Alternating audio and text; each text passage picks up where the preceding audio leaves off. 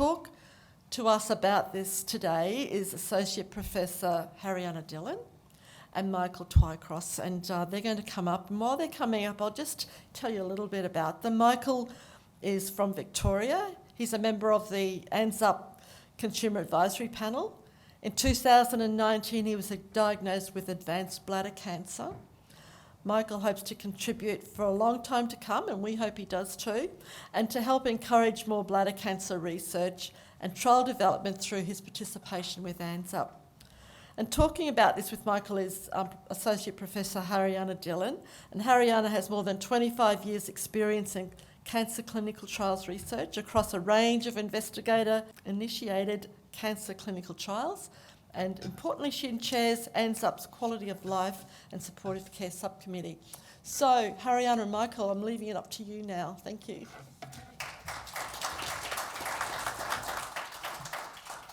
Thanks so much, Leonie, for that introduction, and I'd like to add my welcome to everyone here and acknowledge the traditional custodians of the lands on which we're meeting this afternoon, and pay my respects to Elders past and present and any First Nations people in the audience today. So Michael and I thought we'd just have a bit of a chat, really, and see if we can convey in our discussion a little bit of what we both know and have experienced about trying to find information online.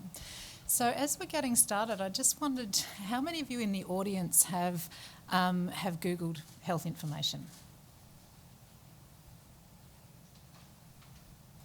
Awesome. So most of you really have. And it's not surprising because it's such a ubiquitous resource that's around, and it can be incredibly fantastic, but it can also be really challenging to sift through the quality of the information that's there. So we thought we might kind of start with our discussion with Michael not long after he'd been diagnosed, and the approach that you took to accessing information and what it was like. Well, as I said to you before, it was a bit of a rabbit warren because there's so much information out there. But there's a plethora of information, some of it good, some of it bad. And I guess the hardest part is to decipher what is good. And I guess when I was first diagnosed, my oncologist provided me with a resource from a UK cancer company, Macmillan. And I guess that set me on the right path because that was a good resource, and then that led me to other cancer societies in different countries, and Australia, obviously, the Cancer Council, and that gave me an initial good resource to then question the information that I did find that maybe it wasn't quite such a good resource. So. Mm-hmm.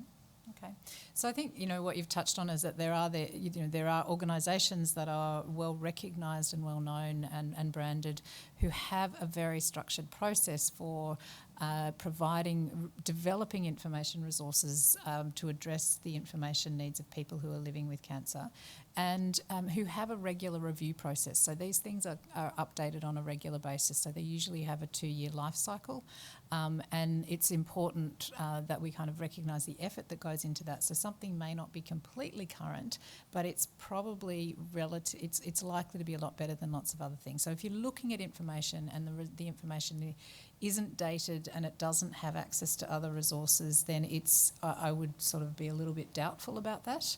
That the good quality information will always link back to the primary resources that they're taking their information from. So something to be looking out for.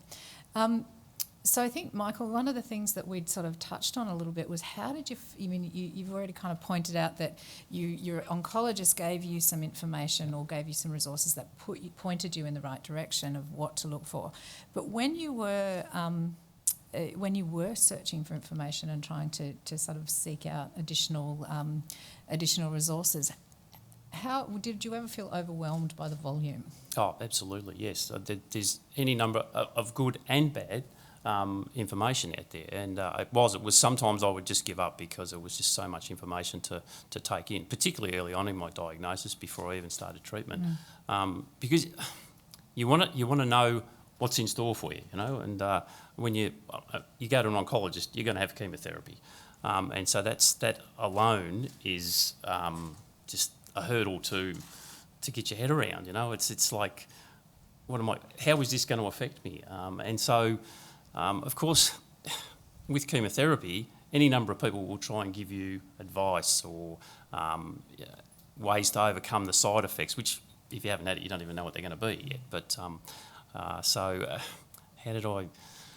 I guess again, I went back to that good information from the Cancer Council here. There's a very good booklet on bladder cancer, and it's interesting you're saying about the review process. So after I'd met Dick and Hayne, he asked me to contribute to, or through the Cancer Council, they contacted me to contribute to the bladder cancer booklet, and then that's been reviewed again since. So in my 5.5-year journey, it's been altered twice, that booklet. So that was an interesting point that I only just realised that, or remembered that I'd been involved in.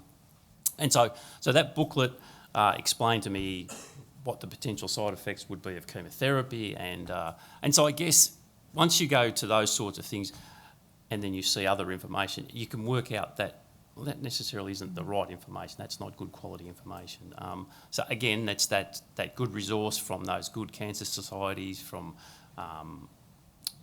but overwhelmed, yes. There's so many fact sheets out there. And the US in particular, lots of cancer institutes there and cancers, just individual hospitals produce so many fact sheets. It's just amazing how much information, as you say, it can be quite overwhelming. Yeah, it makes me kind of glad that in Australia at least we have a couple of well-recognised organisations that do this really well and really effectively, because I don't then have to kind of filter it through. But it is something to be aware of, and lots of people will access those. One of the strategies that people sometimes use when they're looking for information is to use a proxy or someone to filter the information for them. Was that something that you ever tried? Not really, because I'm kind of the go-to guy for internet research. It's a bit of a running joke in my family that you go and ask Michael because he'll find it for you, no matter what the subject is. So no, I didn't have a filter.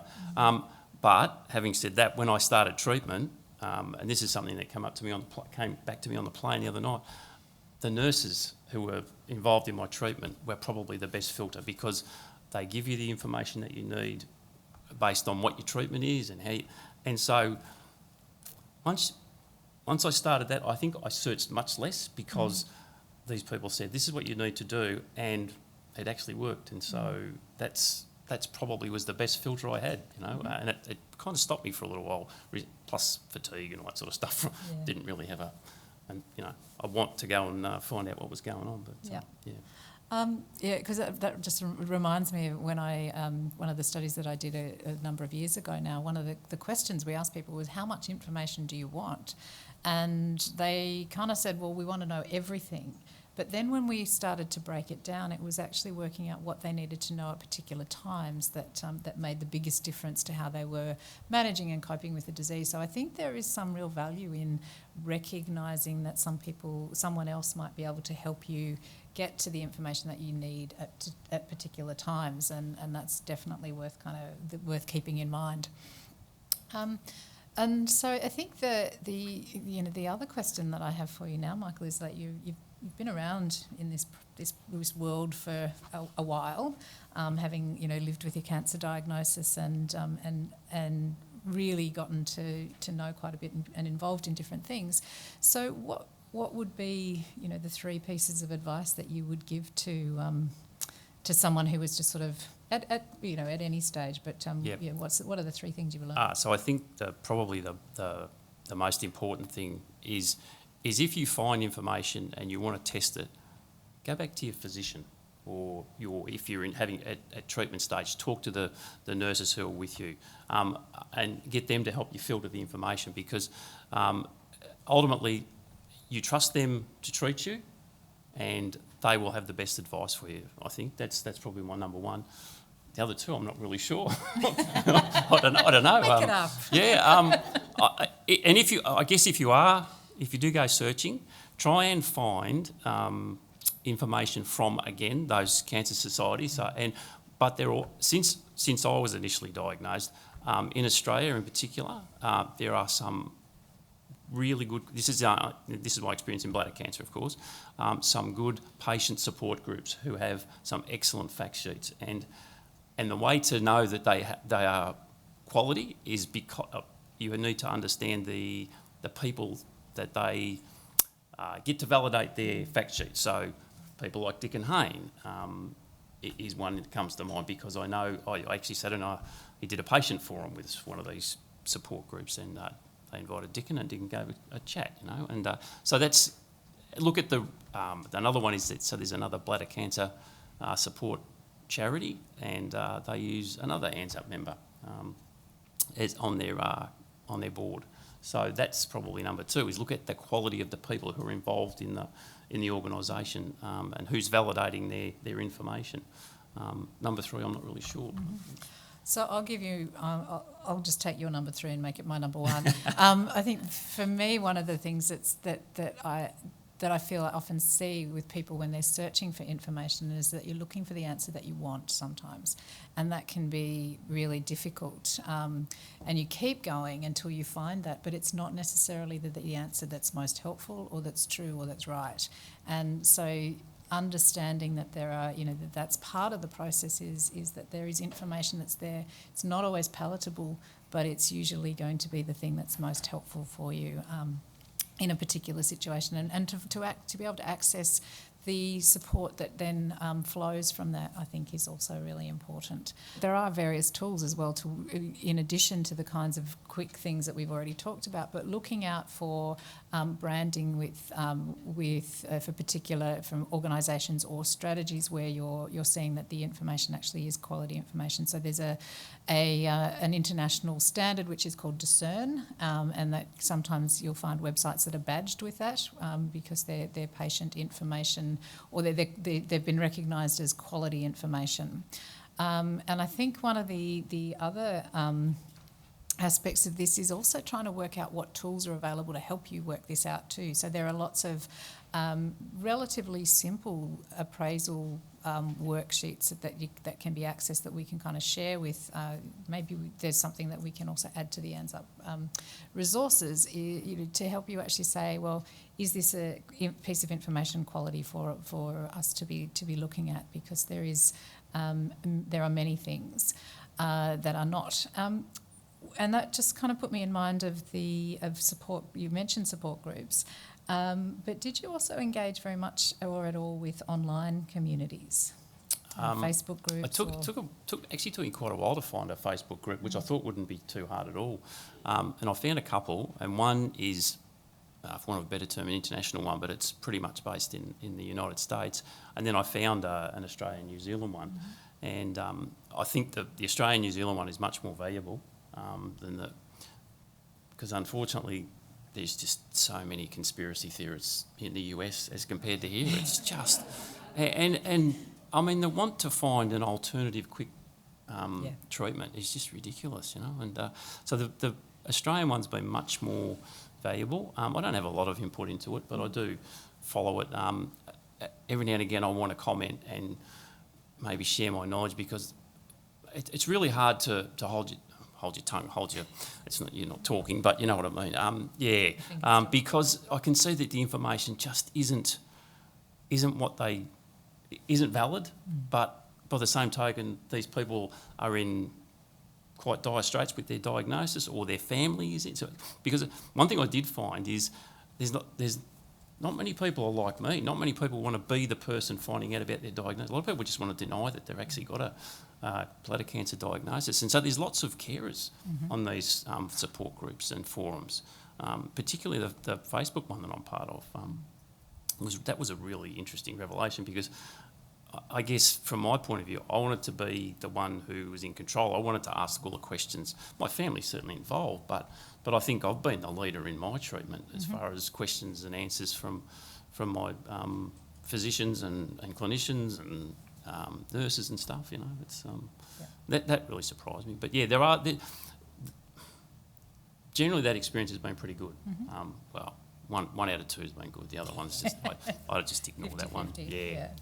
But I mean, and I think that's the crux of it, isn't it? It's sort of and in a way, the Australia-New Zealand one is likely to have information that's more relevant to the situation that you're in, because the health systems internationally are so different, and the access to treatments and things differ. And I do think that there is, you've kind of said it yourself, you wanted to be in control, and sometimes people don't. and also your potential, your experience, and what you're feeling comfortable with and what you want will differ over time sometimes as well. So there might be days when Michael wants to be the driver of everything, but there might be other days when he wants to sit in the back seat and let someone else take control. Yeah, not very often. I have that sense. Particularly driving. It's interesting you mentioned about treatment, because one of the things you do look for is what are the treatments, and the difference between the United States and Australia, because a lot of the drugs that are available there just aren't available here, you know. And I don't know who my oncologist called, but one of the first things he did when I sat down with him was he rang a colleague and said, "Is there a clinical trial for bladder cancer that I could put Michael on?" Right from that was the very first meeting I had with him. You know? Didn't have a clue what he was on about at the time, but it was interesting that he looked for a clinical trial. And then later on I found out, well, in Australia, pretty much for what I had, advanced bladder cancer, chemotherapy was it. There was no alternative at the time. But soon after I then start in my research, here's all these immunotherapy drugs which have just been approved in the United States, but can't use them here, you know. It's, so yeah, there is differences across the world in cancer treatment that you need to be very careful of when you're researching, because, well, why can't I have that one? Well, because it's just not available here, you know. It's something to be aware of. Yeah, that's for sure. So thank you very much, Michael, for Thank you, sharing Harry. that with us. It's been fun chatting with you.